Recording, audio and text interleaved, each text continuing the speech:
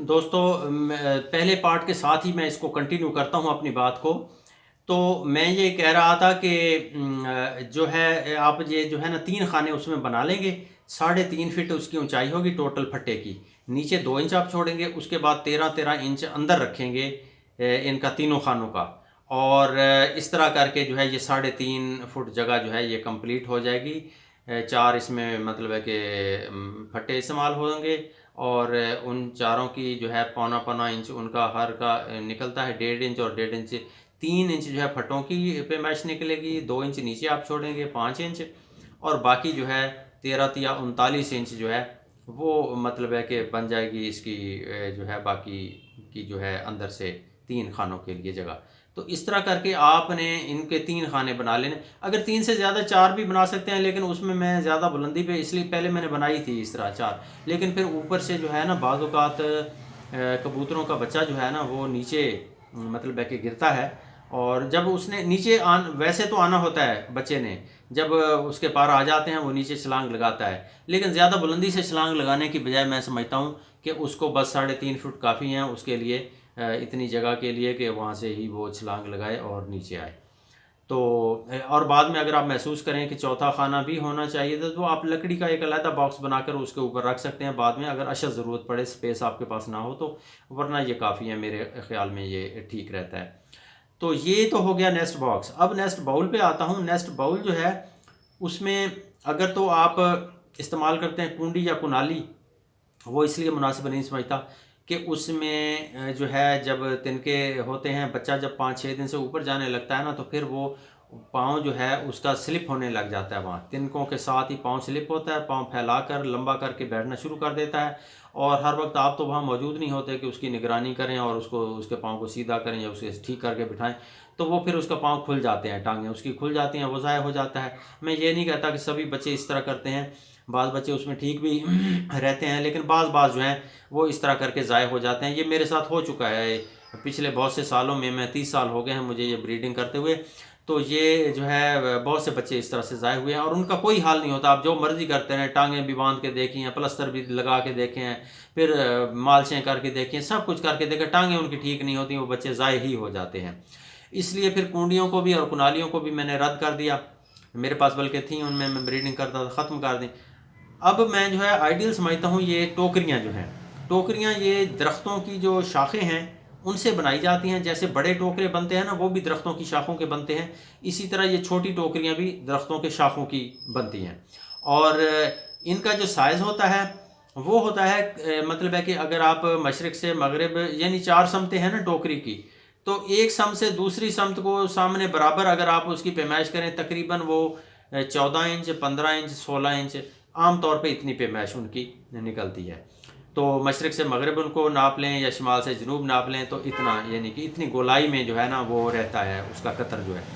तो ये इसमें जो मसला है वो एक ही है, इनकी दस्तयाबी का। आम तौर पे शहरों में ये दस्तयाब नहीं होती, लेकिन बाज़ शहर ऐसे हैं जिनमें ये दस्तयाब हो जाती हैं। मसलन डेरा इस्माइल ख़ान है, डेरा गाज़ी ख़ान है, भक्कर है, इस तरह के जो शहर हैं ना जहाँ पे परिंदे ज़्यादा रखे जाते हैं वहाँ पे ये दस्तयाब हो जाती हैं। लोग बाकायदा जो है ना दरख्तों की शाखों की टोकरियाँ बनाते हैं और उनको बना के देते हैं दुकानदारों को, और वहाँ पे भी और मंडियों से भी ये मिल जाती हैं।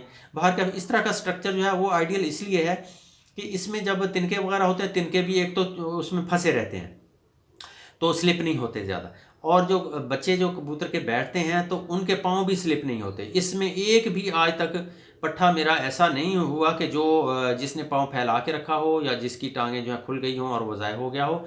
हाँ, अलबत्ता कभी कभार आपको ये मैं एडवाइस करूँगा कि बच्चे जब निकल आएँ इनके अंदर भी आप उन पे नज़र ज़रा मार लिया करें आते जाते उनकी रिहाइश में, कि अगर किसी भी बच्चे ने पाँव जो है वो खुला करके रखा हुआ है यानी लंबा करके रखा हुआ है, आप उसको फ़ौरन उठा के जो है ना उसकी जगह से उठाकर उसको घुमाकर दोबारा रख दें तो वो उसकी टांगें जो है ठीक मतलब है कि पड़ी रहेंगी। अगर दोनों बच्चे निकले हुए हैं तो उन दोनों को एक दूसरे के साथ मिलाकर, एक का रुख एक तरफ हो तो दूसरे का रुख दूसरी तरफ हो, उनको ना मिलाकर आप रखें ताकि वो एक दूसरे की टेक लग के बैठे रहें और सही उनकी टांगें जो है ना नीचे उनके रहें, इधर उधर फैला के ना रखें। तो ये भी टेक्निक्स हैं, लेकिन ये सेफेस्ट हैं, ये सबसे ज़्यादा महफूज हैं ये जो टोकरियाँ हैं। अच्छा, इसमें साइज़ आपने बहुत बड़ा नहीं लेना, यही बड़े साइज़ में भी आ जाती हैं, इससे छोटे तो नहीं आती, लेकिन ये तकरीबन 12 इंच से शुरू हो जाता है काम। जितने छोटे साइज़ में आपको मिले ना उतना ही आइडियल है, ताकि जो है आपके बॉक्स के अंदर जो है ना जगह ये ज़्यादा ना घेरे। और अच्छा, दूसरा इसकी अफादियत ये है, मैं आपको बताऊं, एक बात जो ये कुंडियाँ कुंडालियाँ तो मैंने रद्द कर दी थी, लेकिन एक बात और भी रद्द करनी है, वो ये है कि बाज़ लोग जो हैं ईंटें जो हैं उसमें मिलाकर रख देते हैं और उनके अंदर कबूतर तिनके जमा कर लेते हैं और अंडे दे देते हैं और बच्चे उनमें निकलते हैं। तो इनको इस वजह से मैं रद्द करता हूँ कि जब बच्चे 5-6 दिन से बड़े होने लगते हैं ना, तो वो डेली की बुनियाद पर काफ़ी बीटें करते हैं, खुराक भी काफ़ी खाते हैं, बीटें भी ज़्यादा करते हैं। तो वो फिर जगह जो है उनके अंदर जो है ईंटों के अंदर वो गीली हुई रहती है एक तो, दूसरा बीटें इतनी होती हैं कि डेली उनकी सफाई करनी पड़ती है। उसमें फिर सफाई में बड़ी दिक्कत है। आप चारों ईंटों को पहले तो उठाकर बाहर रखेंगे, फिर ईंटों की सफाई करेंगे, फिर अंदर से तिनके सारे बाहर निकाल देंगे वो, और फिर ईंटें अंदर रखकर फिर दोबारा तिनके रखेंगे, फिर बच्चों को रखेंगे, और उतनी देर बच्चे भी जो हैं आप उधर बाहर निकाल कर कहीं आपको रखने पड़ेंगे। तो ये सारा बड़ा दिक्कत वाला काम भी है, और कबूतर जो है इसको माइंड भी करते हैं, क्योंकि उनको जब घोंसले से निकाल के बाहर आप रख देते हैं और इस तरह करके कुछ देर के लिए वो डिस्टर्ब भी होते हैं, तो डेली उनको इतना डिस्टर्ब करना डेली की बुनियाद पे ये भी मुनासिब नहीं। इसलिए ईंटों वाला जो ये सिलसिला है ये भी कोई रिकमेंडेड नहीं है, ये भी मुनासिब नहीं है, गुजारे वाली बात तो और है बिल्कुल। टोकरियों में ये है, मतलब है कि सहूलत ये है कि टोकरी एक लगी हुई है। एक तो बात यह है कि आमतौर पे जब बच्चा जो है बीट करता है ना, वो टोकरी के जो किनारे हैं उसकी तरफ वो अपनी पुश्त कर लेता है और पीछे को पिछला गियर लगाता है, रिवर्स गियर, और उधर को जाके ना बीट करके फिर वापस अपनी जगह पे आके बैठ जाता है। इतनी समझ अल्लाह ताला ने उन्हें दी है, हैरानी होती है कि वो अपनी बैठने की जगह को साफ़ ही रखते हैं और टोकरियों के किनारों के साथ साथ जो है ना बीटें करते जाते हैं। तो इस तरह वो आलूदा नहीं होते। अगर आपने 1-2 दिन सफाई नहीं भी की तो गुजारा हो जाता है। तो और एक बात यह है, दूसरा सफाई करना इसलिए आसान है कि बाहर से एक साफ़ सुथरी टोकरी में आप ने तिनके रख के आप ले आए। पहले वाली टोकरी आपने उठाई बच्चों समेत और नई ताज़ा फ्रेश टोकरी उनकी जगह पे रख दी, और वहाँ पे जो है बच्चों को उठा के उस नई टोकरी में रख दिया। लें, इतनी सी बात है, जो आलूदा टोकरी है उसको आप बाहर ले गए, बाहर जाके उसकी सफाई करके उसको धूप में रख दिया। ये बीटें वगैरह जब खुश्क हो गई तो बीटों को झाड़ दिया, झाड़ के दोबारा फिर नेक्स्ट इस्तेमाल के लिए दोबारा फिर उसमें तिनके डाल के इसी तरह फिर आपने दूसरे दिन उनकी सफाई के लिए इसको ले जाना है और चेंज कर लेना है। और ये कबूतरों को नहीं पता चलता कि ये पहले वाली टोकरी है या बाद वाली है। साइज़ तकरीबन एक जैसे होते हैं, टोकरियाँ भी एक जैसी होती हैं, तो इसका वो ना माइंड करते हैं ना उनको पता चलता है। तो ये उनकी सफाई के लिए भी बहुत बेहतरीन ये अमल रहता है, तो इसलिए टोकरियाँ उसकी जगह इस्तेमाल की जाती हैं। तो ये हो गया आज का बयान। नेस्ट बॉक्स के बारे में मैं समझा चुका, नेस्ट बाउल के बारे में आपको समझा चुका। ये दोनों चीज़ें इनको बेहतर करते जाएं। जो भी चीज़ आप इनके लिए इस्तेमाल करते हैं ना कबूतरों के लिए, उसको बेहतर करने में कोई हर्ज नहीं है। उसमें बहुत सारी अच्छाइयाँ हैं, बहुत सारी खूबियाँ हैं। उसमें कबूतर बीमारियों से बचे रहते हैं। जब आप उनकी सफाई प्रॉपर नहीं होती तो वो बीमारियों के शिकार ज़्यादा होते हैं। तो ये 2 चीज़ें हो गई क्लियर। अब जो है एक चीज़ और है, वो है इनकी परचेज़। अगर किसी वजह से मैं ये लंबी होती मैंने देखी वीडियो, तो हो सकता है ये परचेज़ वाला मामला कंप्लीट ना हो सके, लेकिन थोड़ी सी बातें मैं कर लेता हूँ। परचेज़ जो है लकड़ी की बनाई जाती हैं। ये इनके बैठने के लिए, बैठने का फर्नीचर है, डेली के बैठने का फर्नीचर।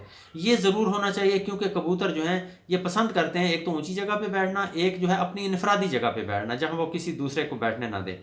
परचेज़ के तौर पर 6 इंच चौड़ाई वाला एक फट्टा लगना चाहिए, जिसकी मोटाई 1 इंच हो, चौड़ाई 6 इंच हो। वो आप जितना भी लंबा दीवार के साथ साथ लगा सकते हैं ना, उसको आप लगा दें, उसके ऊपर ये बैठें। ये तो हो जाए, ये इनफरादी नहीं होगा, ये तो होगा लंबा, उसमें सारे कबूतर आके बैठे रहेंगे, ये उनकी सहूलत है। लेकिन इनफरादी तौर पे करने के लिए ये है फिर कि इसी तरह की एक लकड़ी जो है वो आप दीवार में लगाएंगे कीलों के साथ। 6 इंच उसकी होगी चौड़ाई होगी, 1 इंच मोटाई होगी। दीवार में ये लकड़ी ऊपर से नीचे तक आ जाएगी, एक फट्टा सा लग जाएगा, और उसके ऊपर आप अंदर 12 इंच जगह छोड़कर हर एक फट्टी लगाएंगे।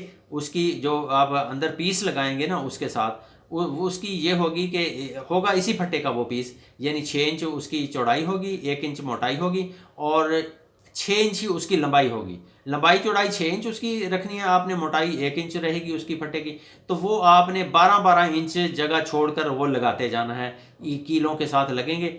वो लगा के तो ये फिक्स होंगे तो वो एक एक कबूतर ही उस पर आके बैठेगा, दूसरा नहीं वो बैठने देगा वो।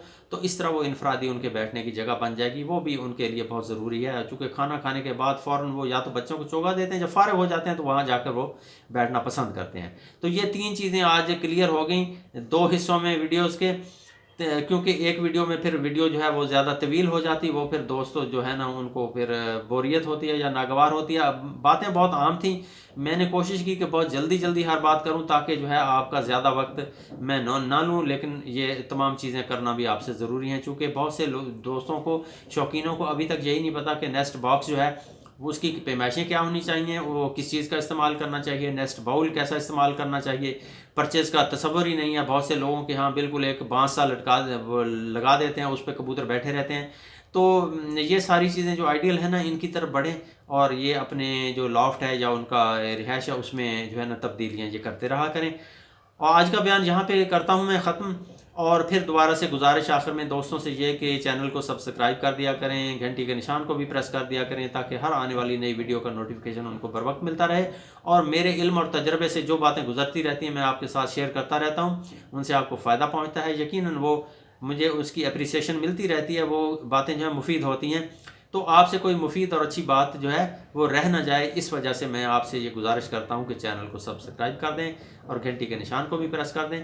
और इसको वीडियो को लाइक और शेयर इसलिए कर दिया करें कि ज़्यादा लोगों तक पहुँच जाए। मेरी तरफ से ये सदका जारिया है। बाकी बाद लोगों का जो ख्याल है कि इससे पता नहीं मैं यूट्यूब चैनल से बहुत पैसे कमा रहा हूँ, ऐसी फ़िलहाल कोई बात नहीं है। फ़िलहाल तो मेरा चैनल मोनेटाइज भी नहीं हुआ।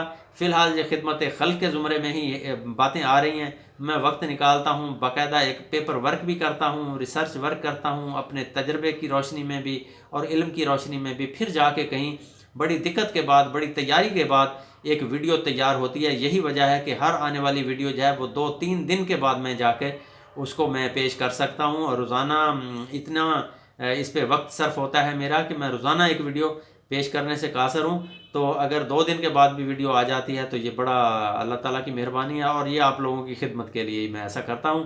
तो मैं बाहर कैफ आपसे जो है शुक्रिया अदा करता हूँ आपको कि आपने इतना वक्त दिया, वीडियोस देखी और उन मुफीद मशवरों से आपने जो है फ़ायदा भी उठाया। और जो कोई बात जहन में आए, कोई सवाल जहन में आए तो आप कमेंट्स में भी लिख सकते हैं, मुझे मैसेज भी कर सकते हैं, मुझे फ़ोन भी कर सकते हैं। तो इंशाअल्लाह मैं ज़रूर कोशिश करूँगा कि आपकी उसमें जो है रहनुमाई की जाए। तो अब दीजिए मुझे इजाज़त, इंशाअल्लाह मिलते हैं फिर जल्द ही एक नई वीडियो के साथ। तब तक के लिए इजाज़त, खुदा हाफिज़।